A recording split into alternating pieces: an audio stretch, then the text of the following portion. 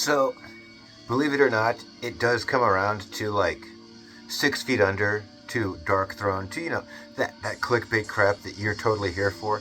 But, can a man like Jim Dempsey open his mouth without dropping some pearls of genius before those swine of the internet? And also, you, dedicated and intelligent viewer, I don't know if it's even possible. So, yeah, just hang with us. I got it in as close to the wire as I could. It's just 20 minutes of your day, and you're going to get something out of this. Like, we're going to make you a better, fitter, healthier, happier person with a cigarette in your mouth. All right, roll my credits. Say my name. Jam, but you just become best friends. Yep. I love the poorly educated. Gotcha. Got him, Phil. Come on. Sit down. Shake my hand. Fee-fi, diddly-fo-fum, English-areno, it is. Giant Jim Dempsey, the architect, the thought leader, the hidden genius behind the internet in the 21st century. Who knew? Who saw that coming? I didn't see it coming, but you know what? I got some receipts. I'll bring some evidence of that, and I got some other thoughts to share that you'll hear a lot of other people talking about next year. We'll get to that in a moment. First, let's get to today's sponsor. This episode of Jim Dempsey is sponsored by Hips. Are you young and hip?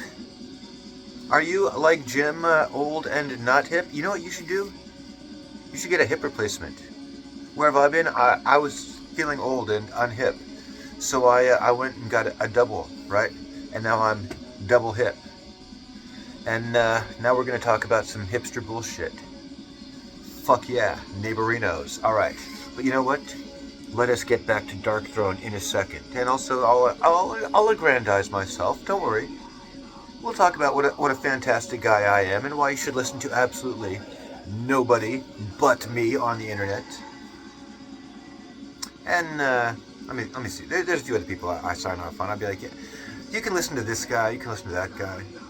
You can listen to that one, but don't take him seriously. You can definitely listen to that one. And make sure to get up in his comment section and be like, we hear terrible things about you and small children. Just saying.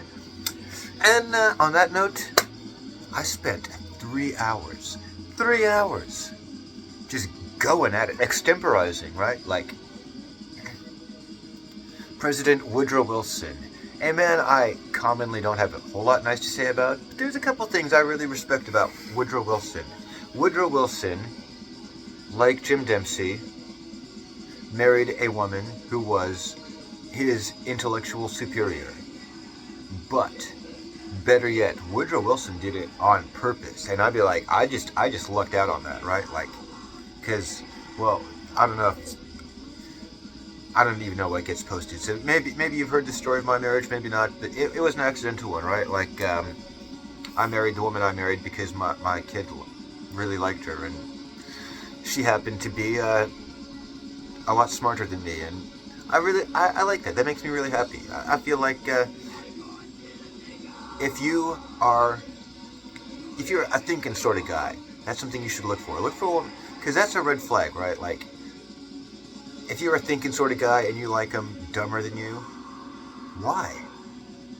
Mind you, if you're like more of a dude that's inclined to other such person, and I don't want to dismiss that as like not thinking work, but like if you're like a mechanical sort, as opposed to a can't do shit so therefore just thinks sort, then disregard what I'm saying. But if you are the kind of person that spends a lot of time up in the dome and you're looking for a date, then you should want to date a woman that's your intellectual superior, because it makes life more interesting, and also it will challenge your intellect, which is a good litmus of your intellect, right? Like, just saying. I can tell how smart someone is by how much smarter they want to get. Best way to come off as an intelligent person in a conversation is to ask questions. Simple fact. a life lesson from Dempsey. Because what am I doing here? I'm making life better for people. At least I'm hoping to. I'm putting shit out there, right? I think shit and the world's saying it like 2 years. But the thing is, not everything. You guys aren't all learning the lessons that I'm learning in life. You're just copying some of my shit. Like, you know, the one where everyone would like had gender issues for like 5 years on end. Like, that was just totally butting Jim's thing. Like, everyone's like, oh, you wear women's underwear? Well, now we're all trans too. Good for you. And also the one where nobody trusted like anything that anyone said. Like, I've been saying that shit since years. It started with 1909 something, right? Like, welcome aboard. But you know what? Here's the thing. This is what I always say about that. You got to do that clever, right? Just because we don't believe what they say means that we're just going to go and believe any dumb thing everyone else is saying, right? Like, Rene Descartes and I, we got words on this shit. And I got the better words than Rene, because that poser-ass chicken shit couldn't even doubt his own existence. And I straight up be like, there are times when I have to be reminded that I am not, in fact, a figment of your imagination, or perhaps of Phil's demented mind. Just say, am I an AI creation? Who knows? I mean, how unlikely am I, right? Like, let's face it. I'd be like, doesn't sound like a real person to me. That guy? Nah. That's a generation, bro. Someone put that shit into a. They were like, take Bill Handel and make him like shaggier and less polished, and with a highly improbable background story.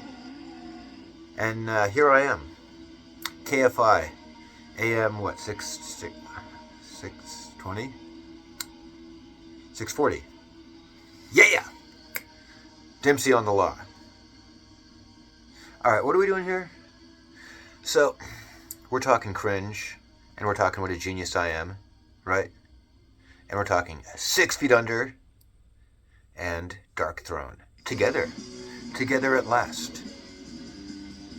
Julie was like, you know, it'd be a cute couple is the guy from Mayhem and the guy from Death, because they're both totally gay. But we're actually doing the guy from Cannibal Corpse and the guy from Dark Throne.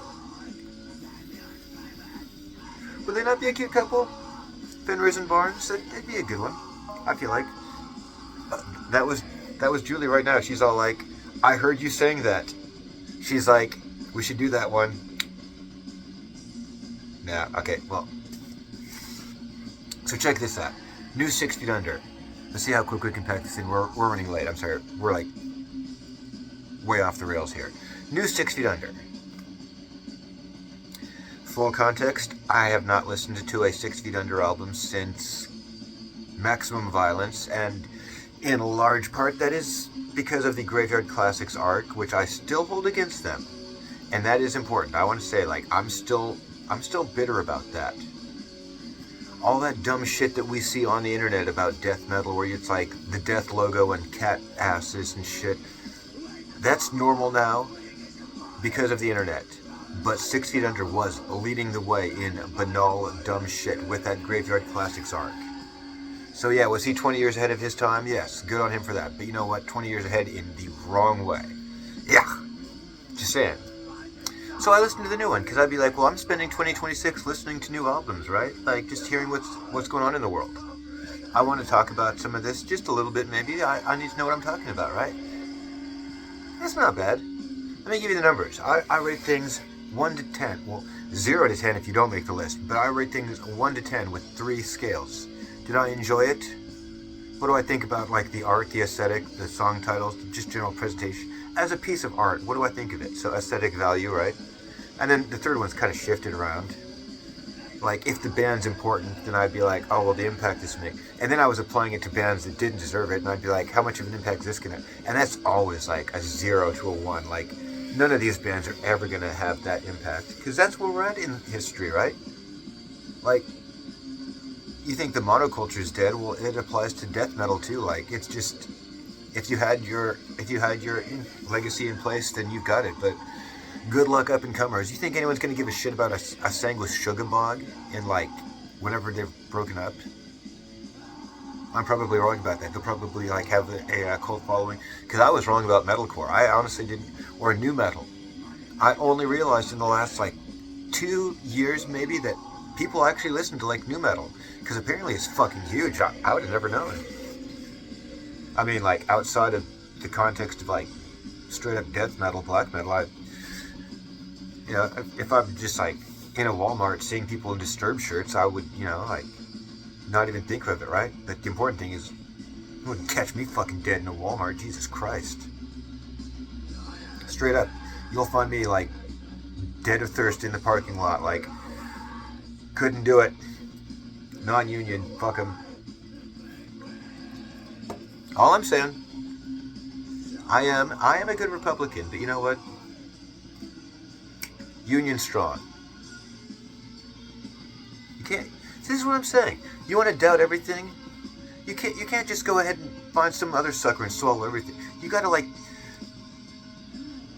You really shouldn't doubt everything. You should just measure everything and weigh it against your own good judgment. Because here's the thing. This is my thing on mental health. People get into what interests them. They study that kind of thing, right? Someone that spent a lot of time looking at bugs as a kid, they're like, I'm going to go and study, right? Like someone that was worried about global warming. They watched a lot of Captain Planet as a kid. Like my friend's sister is going to go and study oceanography and shit, right? People that think they're fucking crazy are going to get into the mental health field.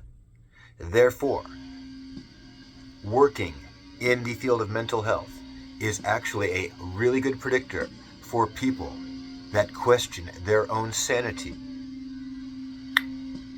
Further, academic fields are always a really good predictor for people that live in the world of theory and abstraction, much less than they live in the world of like actually doing productive shit. How do I know? Because I am a person like that, right? I can smell my own, right? Therefore, this is a life tip. Take this to the fucking bank. What do? I give you the good word. It's not always the happy word, but it's always the good word. This is one where you can't... I'm not talking out of my ass on this. Take this to the fucking bank. If a mental health expert says something to you, anything to you, that grossly violates your intuition, that is because what that person is saying is insane. They may not be an insane person, but they are prone to insane ideas, and that is what is happening in that moment. It violates your intuition because you are a human being. You are biologically equipped with filters. You know when something's just like, no, that's fucking wrong. Because it's fucking wrong. Because people like me and people that, go to college and study mental health and shit, like work in those fields, we think crazy shit. That's what we do. Because we can't do useful things. So what am I doing with it? I'm getting up on YouTube and I'm being like the Donald Trump of this. I'd be like, yo, everything you think about these people is correct. You're not quite correct in how you're thinking it though. Let me give you the inside scoop. That's what I'm doing. Also, we're talking 6 feet under. But that's my purpose here. I'm not just here to talk about fucking metal. I'm here to make your life better. Did we cover the rankings on that? I don't think we got to it yet. So new 6 feet under. It wasn't that bad. 5 of 10 with the music. I'd be like, I wanted more like off the rails. And yeah, but it was alright. I was a little surprised by how much I enjoyed it. Aesthetically, it looked kind of boring, kind of dull, kind of done a million times, kind of hackneyed, and I was like 3 of 10 maybe. But that's their thing, right? A new 6 feet under album is not an event. It's just a new 6 feet under album. It's meat and potatoes death metal. So I'd be like, if I was to rate that as a 6 feet under album, I'd be like, well, that's probably an 8 or 9 to 10, because that's like, as far as I understand what they're trying to do, it does that really well. Personal impact, I'd be like 3 of 10, right? Like, because I give them that. I'd be like, we need to give our flowers to Barnes. Barnes gave his fucking throat to death metal. Barnes carved out 4 essential styles of death metal vocals. 4 like mandatory performances, right? And then like has been on the front lines as the punching bag ever since. So if you're like rating this guy's death metal, this guy's fucking death metal, this guy's death metal as fuck, I'd be like, George is like 5 or 6 of 10. Barnes is like 9 or 10 of 10. Like, that dude is just fucking death metal. And this is a new thing. I'm surprised to find myself saying this. I've been talking shit on the guy for 25 years. I haven't listened to a 6 Feet Under album since Maximum Violence because of the Graveyard Art Classics thing. I'd be like, no. Anything I've heard is, I mean, they probably pull out the worst of it, and they're like, oh, here's the comic moment on, you know, the new 6 Feet Under. But nonetheless, I'd be like, no. Ooh, my God, man. Like, yeah, since Maximum Violence. But I'd be like, this one, yeah, thumbs up. It's a good one. If this was their last album, I'd be like, they did, but if they do a couple more with it, I'd be like, well, they burnished their legacy. I won't be paying that much attention, because I don't, you know, I'm way more into black metal by this point than death metal at any rate. But, let's get to the real cringe. The new Dark Throne. I didn't want to like this one as much as I really didn't want to like this one as much. I looked at it and I was like, oh dear God. Now mind you, I actually haven't been listening to Dark Throne albums of late, like since probably, would have been 2027, 2026? About 20 years now. I'd be like, oh, well, yeah, here's more. I hear them now and again. The last thing I remember clearly was Hiking Metal Punks, and you know. So you can forgive me if I preemptively have judged. Am I going to go back and listen to the last few just to confirm, like, this is a standout, or this is just, like, par for the... No. I'm just going to give my numbers to it. This was riffy as fuck, and I'd be like, you know what? That, a little better than 6 Feet Under. I think I give this one a 6 of 10 with the enjoyment. For context... Under a Funeral Moon, if I was to be like, yo, listen to Dark Throne, I'd be like, just listen to Under a Funeral Moon. And that's really all. Like, just that one. But this one, I'd be like, yeah, this was pretty good. We're cranking the Celtic Frost album right now. And you know why? Because I never listened to this album. Because it doesn't actually sound like Celtic Frost. I'm just saying. I'm not going to disparage their contributions because A Blaze in the Northern Sky did come out well in advance of the Mayhem album, right? So like, and they were the bigger band, so you know, a lot of the whole Norsecore influence really is Dark Throne's influence as much as the cult of personality that did exist around the guy from Mayhem, that everyone's trying to act like wasn't true now. But yeah, that's where I'm at with Dark Throne. I'd be like, well, they made good contributions, and they've been solid enough, I suppose, but I kind of thought the whole our black metal cringe thing, I thought that thread, before I looked at it, I thought it was just going to be a thread about Fenriz. Because that was the meme for like at least some years running, like what a clown shoe Fenriz is, right? That said, you can usually tell, looking at it, be like, alright, I can tell what Ted did and what Fenriz did here, right? I can just smell it out. And Fenriz isn't straight up like cringe. Like some of the cringe is just like really enjoyable cringe, I suppose. Like I'm not, you know, cement faced. I copped actually when one of his albums he took the selfie and the photo credit said hater of lame black metal, and I said, you know what?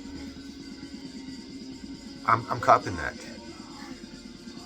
I presently, and you can ask my wife about this, and she does not understand why, but that's the reason why, is I signed on the back of my credit cards, hater of false black metal.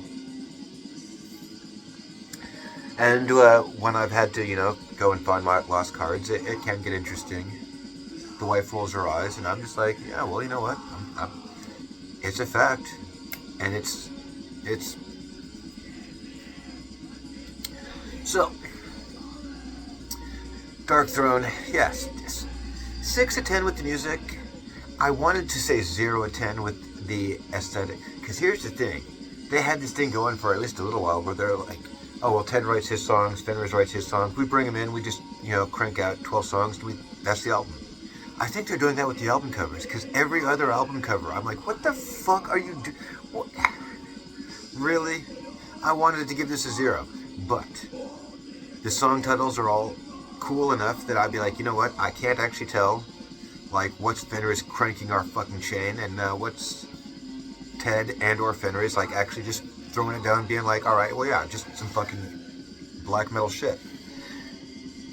And I like this. I feel like this had to be intentional. I will never not be convinced that this was on purpose. The song that is like the obvious Celtic Frost throw was Siberian Thaw. Because I'm just got the fucker in my pocket and I'm listening to it and I'm like, this is the Frost song. And then he says it. And I'm like, you actually just made the aesthetic scale by 1 or 2. But that cover, oh, god damn, dude. Not quite as bad as the Skis. But still, like, Ted, keep that guy in line. Alright? Impact, maybe like 2. Because, I mean, in both cases, I'm like, what's the likelihood I'll ever listen to either one of these albums again after this? But I was impressed with the New Dark Throne for the riffiness. I'd be like, beats the fuck out of Panzerfaust.